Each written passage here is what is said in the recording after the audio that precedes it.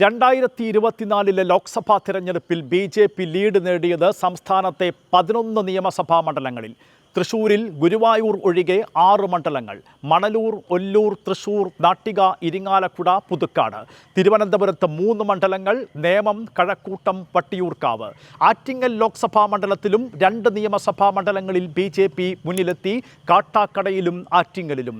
ഈ 11 മണ്ഡലങ്ങളിൽ BJPക്ക് ഏറ്റവും വലിയ ലീഡ് കിട്ടിയത് നേമത്താണ്. 22,126 വോട്ടിൻ്റെ ലീഡാണ് നേമം മണ്ഡലം രാജീവ് ചന്ദ്രശേഖറിന് നൽകിയത്. രണ്ടാമത് ഏറ്റവും കൂടുതൽ ലീഡ് BJPക്ക് കിട്ടിയത് തൃശ്ശൂരിലാണ്. 14,117 വോട്ടിൻ്റെ ലീഡ്. മണലൂർ ഒഴികെയുള്ള എല്ലാ മണ്ഡലങ്ങളിലും 10,000-ലധികം വോട്ടിൻ്റെ ലീഡാണ് സുരേഷ് ഗോപിക്ക് കിട്ടിയത്. തിരുവനന്തപുരത്ത് കഴക്കൂട്ടം മണ്ഡലത്തിലും രാജീവ് ചന്ദ്രശേഖറിന് 10,000-ലധികം വോട്ടിൻ്റെ ലീഡ് കിട്ടി.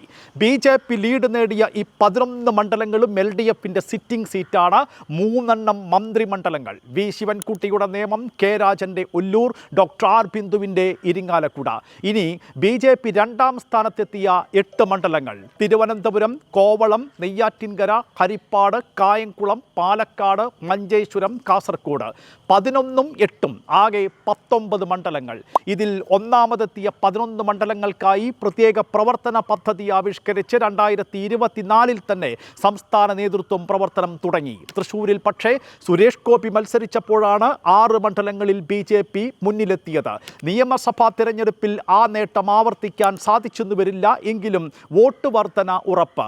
എന്നാൽ നേമത്തും കഴക്കൂട്ടത്തും രണ്ടാമതെത്തിയ മഞ്ചേശ്വരം, പാലക്കാട് എന്നിവിടങ്ങളിലും വിജയം മാത്രമാണ് ലക്ഷ്യം.